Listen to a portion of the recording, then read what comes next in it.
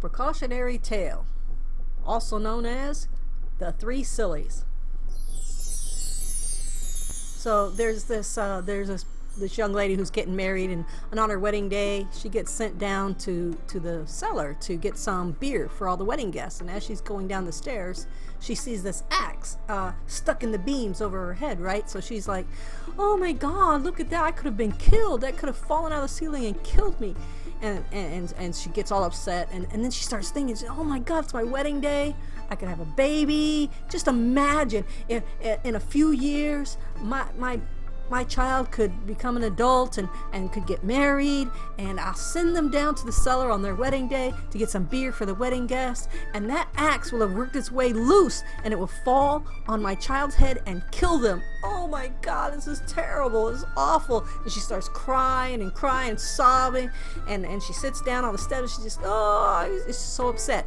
So a few minutes later, mom's like, what is taking this girl so long? She's supposed to be getting the beer for the guests. So mom goes down the stairs and checks on her and says, hey, what's wrong with you? Why are you crying? What's going on?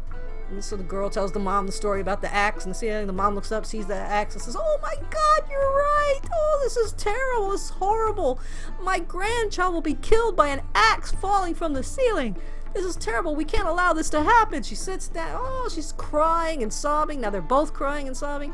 So pretty soon the dad's like, my goodness, it's taking them forever. What in the world is going on down there? I better check on them. So down he comes down the stairs. And he says, hey, what's going on? Why are you crying? So of course they repeat the story about the axe at the ceiling. Baby's gonna die. He agrees. He starts sobbing too. Oh my god, my grandchild, my grandchild. So they're all sobbing like hysterical people, right? Down, and by this time the prince is like, what is going on, right? I'm up here with all the wedding guests, we're waiting for the beer, my bride and mother and father have disappeared down the stairs. So he goes down the stairs to check on them. So he gets down there and they're all sobbing like lunatics, and he says, hey, what's going on? Why are you crying? And the father says, there's an axe, the ceiling. He explains the whole crazy story.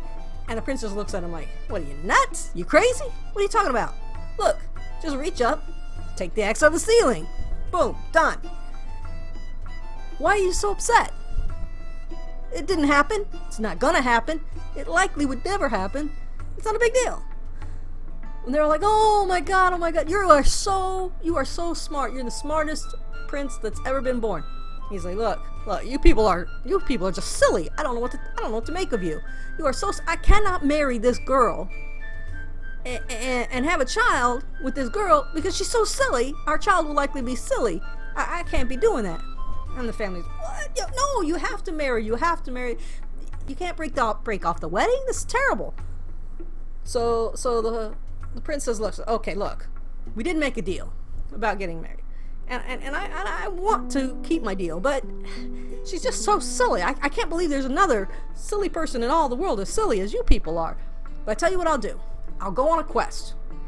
And if I can find 3 people as silly as you 3 people, I'll come back and I'll marry your daughter.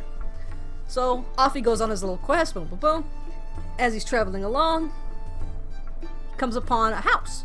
One of those houses, made of sod with the grass on the roof, and there's a lady out there, and she's fussing and hollering at the cow, pointing up at the roof, and the man says, what are you doing? Why are you yelling at this poor cow? Lady says, I want the cow to go up there and eat the grass. Prince like, are you crazy? Cow's got hooves, it don't have feet, it's gonna go up on the roof, it's gonna fall off. It's ridiculous. Why don't you just go up there and get the grass and give it to the cow? Lady says, no, never gonna work. The cow has got to go on the roof. But don't worry, the cow won't fall off the roof, because what I'm going to do is I'm going to tie a rope around the cow's neck, run the rope through the chimney. I'll tie the rope to my wrist. If the cow falls off the roof, I'll know about it. The guy says, man, this lady's crazy. So, sure enough, she somehow manages to get the cow on the roof. The cow goes on the roof. It's eating the grass. It's got hooves, don't have feet, falls off the roof. Boom. Kills the cow dead. In the process, yanks the roof, lady gets pulled up through the chimney, she dies too. So that's silly person number 1. Prince is like, okay, continue on down the road. Surely I will not meet another person as silly as my bride and her family and this silly woman. Soon he gets to a little town, right? Sun's starting to go down. It's getting late in the evening. He sees all these people. The whole village is out there by the lake with nets and sieves and pots and all kinds of silly things. And they're just waiting at the side of the water and scooping at the water. And the man says, "What in the world are you doing? It's sunset. You should be home." And the villager, he asks, he says, "Well, the sun is going down right over this lake. And if it goes into that lake, well, the lake's going to put out the sun. We're not going to have sun anymore. It'll be night forever. So we're all out here. We're going to try to save the sun. Scoop it out of the lake before it goes out." Prince said, "I'm not even going to argue with you people. That is the silliest thing I've ever heard." So he continued on down the road. Now by this time it's getting dark, so he comes to an inn and he gets him a room for the night. And like they do back in the old days, he had a roommate. Goes to bed. Next day gets up and he hears somebody thumping and making noise, so he looks over and he sees that his roommate has tied his britches to a chest of drawers and climbed up on the chest of drawers. And before he can ask a question, man jumps off chest of drawers, boom, onto the floor. Prince says, "What in the world?" Before he can say another word, guy jumps back up on the chest of drawers, tries it again, does it again and again. 3-4 times. He's exhausted, wiping his head, wiping his brow. Prince says, "What in the world are you doing?" Man said, "Trying to put my trousers on. This is how, I don't know who invented trousers. They're the hardest things in the world to put on. I wish I never even heard of trousers. They're so hard to put on." So the prince showed him how to put the trousers on the proper way. Man said, "Oh, I'm forever in your debt. You are the smartest man alive." Prince said, "You know what? You are the third silliest person." So he goes on home, and he marries the girl after all. Now, I don't think they live happily ever after, but that's none of my business. The principle that the introduction of a new product or process whose ultimate effects are disputed or unknown should be resisted. It has mainly been used to prohibit the importation of genetically modified organisms in food. Precautionary principle. Okay. Precautionary principle. Okay. So the other day I was talking to this guy and we were talking about something else, but the precautionary principle came up. And I'm kind of like, I kind of agree with it in its most basic form, but the way he was using it is the way I think, because I'm a real belt and suspenders kind of person myself, But the way he was using it, and the way a lot of people use it, it's where if there's a possibility of a problem, even if the problem isn't known in advance, or even if you can't necessarily figure out how a mechanism of action could make that possible, they go ahead and take action. So what does the Three Sillies have to do with the precautionary principle? Well, the girl and the father and the mother, right, they see a threat, which is the axe in the ceiling, and they blow it all out of proportion, right? They imagine a problem 10 times worse, and they project into the future, and they say, "Oh, there's this axe in the ceiling, and it could fall. However, it's kind of unlikely. It's in the ceiling pretty good, but it could fall, right?" So they project in the future, and they say, "Oh, many years in the future, I might have a child by this person I'm getting married to, and then I'll send that child down into the cellar to get beer for the guests, like I went into the cellar to get beer for the guests. And then the axe will have worked its way loose from the wood, and it will fall, and it will strike my child in the head and kill him. And that would be terrible." And that's kind of how the precautionary principle works. You don't just say, "Oh, here's a problem that actually did happen or is about to happen, but here's a problem that could possibly happen in the future if everything goes the way we predict." So, I mean, I don't have anything wrong with the idea of taking precautions, because I'm one of those belt and suspenders kind of people too. I like Better safe than sorry. Exactly.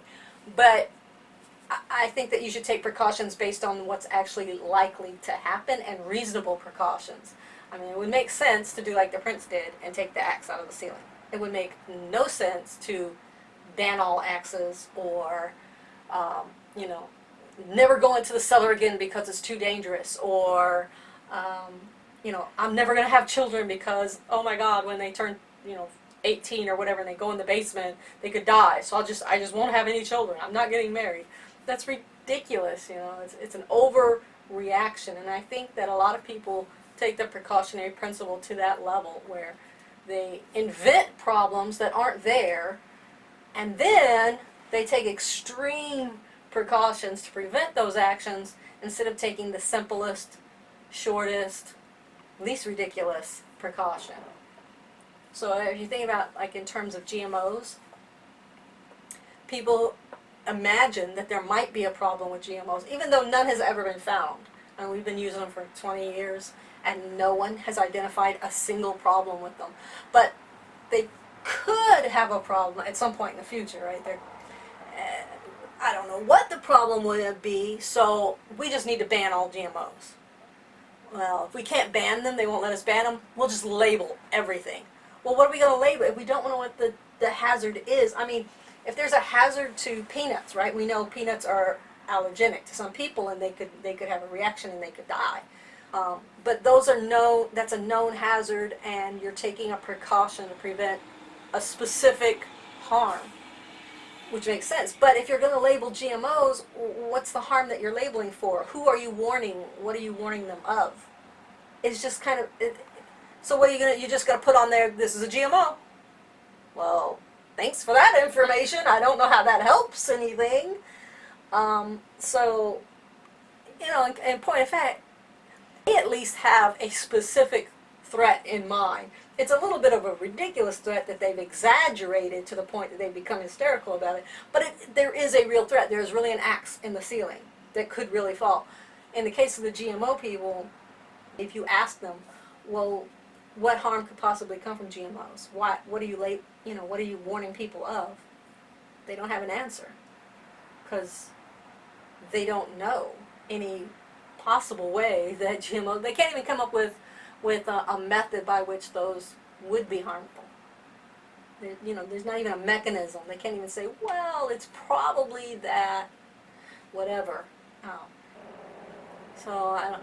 I guess in a way I would say that the three characters in this story, the main characters, are less silly than the GMO anti-GMO advocates, because they at least have a specific threat in mind, and there's a realistic precaution that can be taken. So if you're just going to get hysterical about vague threats, or try to take actions based on threats you can't even define, you might as well be trying to dip the sun out of the lake. I just think that it gets used incorrectly.